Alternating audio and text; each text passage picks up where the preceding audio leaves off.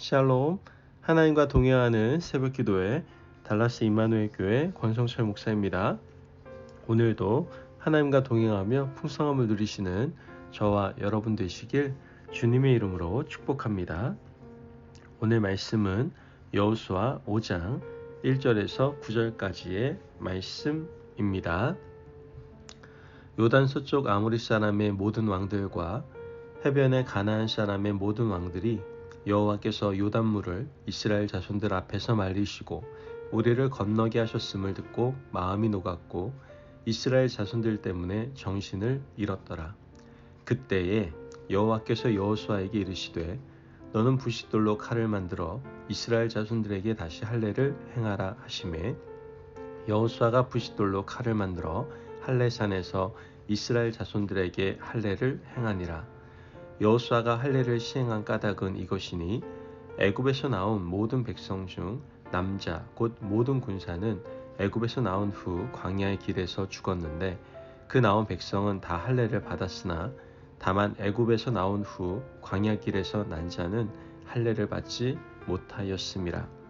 이스라엘 자손들이 여호와의 음성을 청종하지 아니하므로 여호와께서 그들에게 대하여 맹세하사 그들의 조상들에게 맹세하여 우리에게 주리라 하신 땅 곧 젖과 꿀이 흐르는 땅을 그들이 보지 못하게 하시리라 하시매 애굽에서 나온 족속 곧 군사들이 다 멸절하기까지 40년 동안을 광야에서 헤매었더니 그들의 대를 잇게 하신 이 자손에게 여호수아가 할례를 행하였으니 길에서는 그들에게 할례를 행하지 못하였으므로 할례 없는 자가 되었음이었더라. 또 그 모든 백성에게 할례 행하기를 마침에 백성이 진중 각 처소에 머물며 낫기를 기다릴 때에 여호와께서 여호수아에게 이르시되 내가 오늘 애굽의 수치를 너희에게서 떠나가게 하였다 하셨으므로 그곳 이름을 오늘까지 길갈이라 하느니라. 아멘. 하나님의 말씀입니다. 여러분, 사람이 사람답다 하는 것은 부끄러움과 수치심을 알 때입니다. 옛날 어른들은 어린아이가 오줌을 싸면 어떻게 했습니까? 저도 기억이 나는데요. 이웃들에게 가서 소금 한 바가지 얻어오라고 시키지 않았습니까?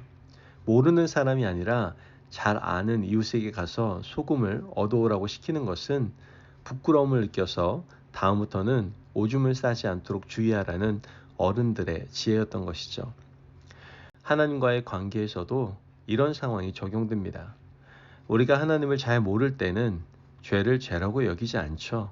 우리는 하나님을 잘 모를 때 우리 삶에 자부심을 가집니다. 하지만 하나님을 알면 알수록 이 행동을 좋아하는지 싫어하는지 신경이 쓰이게 되죠. 하나님을 더 많이 알고 나면 아주 작은 죄라도 부끄럽고 수치감을 가지게 되고 더 나아가 회개를 하게 되는 것이죠.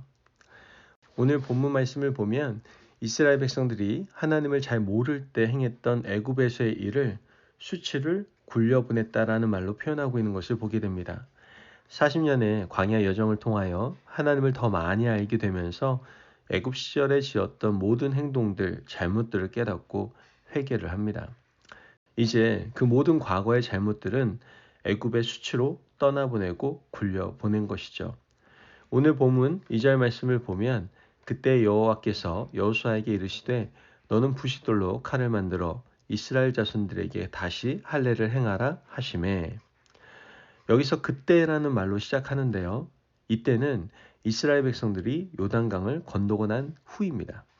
이스라엘 백성들이 자신을 성결하게 하고 하나님의 말씀인 언약궤를 앞장세워서 요단강을 건너게 되었죠.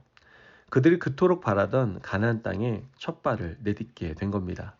그러나 그때 하나님께서 하신 첫 번째 명령이 뭡니까? 바로 할례 명령이었습니다. 요단강을 건너자마자 만나는 약속의 땅, 가나안 땅에서 주신 하나님의 첫 번째 명령이 할례 명령이에요. 그런데 이때가 이스라엘 백성들이나 여호수아에게는 적절한 때로 보이진 않습니다. 왜냐하면 이제 요단강을 건너서 첫 번째 만나는 성이 있는데 그 성이 바로 여리고성이기 때문에 그렇습니다. 여리고성은 가나안 땅에 있는 48개의 성읍 가운데 가장 강력한 성이고 가장 견고한 성이었습니다. 군사력 최고였어요. 이제 그 성을 앞에 두고 전쟁을 준비해야 하는데 여리고성 바로 앞에서 할례를 받고 누워있는 것은 말이 안 되는 명령입니다. 이스라엘 백성들 입장에서는 할례를 행할 것 같았으면 요단강 건너기 전에 하든지 모세가 아직 살아 있을 때 모압 평지에서 하는 것이 훨씬 더 안전하다라고 생각했을 겁니다. 그런데 여기서 할례 받고 누워 있다가 여리고성에서 군대가 나와서 이스라엘 백성들을 치면 이거 어떻게 감당하겠습니까? 아무 저항도 하지 못하고 그 자리에 꼼짝없이 당하고 죽을 수밖에 없는 겁니다. 그런데 하나님께서 가나안 땅에 주시는 첫 번째 명령이 바로 이때입니다. 이때는 인간적으로 생각할 때 합당하지 않고 이해할 수 없는 때라는 것이죠. 그러나 여호수아와 이스라엘 백성들은 어떻게 합니까? 3절 말씀을 보면 여호수아가 부싯돌로 칼을 만들어 할례산에서 이스라엘 자손들에게 할례를 행하니라. 여러분, 여호수아도요 생각이 많았던 사람이에요. 그렇게 모질한 사람 아닙니다.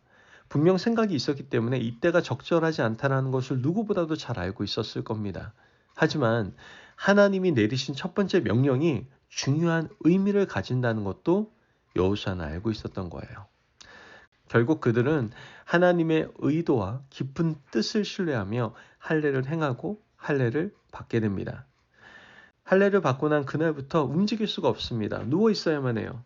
그들이 누워 있을 때 얼마나 두려웠을까요? 얼마나 겁이 났을까요?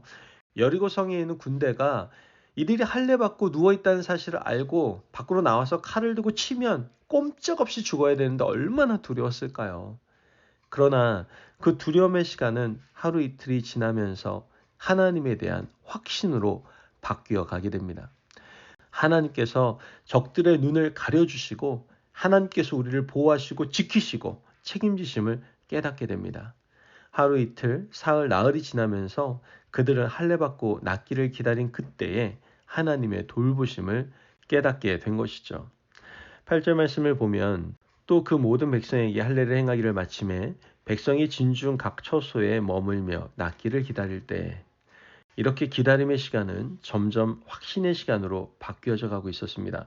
9절 말씀을 보면 여호와께서 여호수아에게 이르시되 내가 오늘 애굽의 수치를 너희에게서 떠나가게 하였다 하셨으므로 그곳 이름을 오늘까지 길갈이라 하느니라. 여러분, 길갈이란 뜻은 굴려버리다, 떨쳐버리다 라는 의미입니다. 애굽의 수치가 무엇일까요? 이스라엘 백성들이 이집트에 430년 동안 종살이를 할 때는 자신들의 시간대로 살았습니다. 노예로 살았고 죄의 종으로 살았다는 거예요. 40년 동안 광야의 여정도 마찬가지였습니다. 자신들이 원하는 방식대로 자신들이 바라는 뜻대로 살아갔습니다. 하고 싶지 않으면 하지 않고 하고 싶은 것은 마음대로 하고 살고 말이나 행동이나 모든 것을 원하는 대로 하고 살아갔던 것이죠. 그것이 하나님 보시기에는 수치였습니다. 이제 하나님을 알아가고 이제 하나님을 제대로 배우고 나니 이것이 수치임을 깨닫게 되었던 것이죠. 나의 뜻이 아니더라도 하나님의 말씀대로 사는 것이 애굽의 수치를 굴려내는 것임을 그들은 이제서야 깨닫게 되었던 겁니다. 여러분, 우리의 삶 가운데 애굽의 수치가 있지 않습니까? 내가 원하는 대로, 내 성격대로, 내 기질대로 여러분 살아간다면 그것이 애굽의 수치예요. 하나님께서는 자신의 백성이 애굽의 수치를 굴려내기를 원하고 계십니다. 그러므로 여러분 오늘 하루를 살아가시면서 하나님께 온전한 순종을 드림으로 애굽의 수치, 즉 하나님과 친밀한 관계를 맺기 전에 행했던 모든 일들을 굴려내시는 저와 여러분이 되시길 주님의 이름으로 축복합니다. 아멘. 기도하겠습니다.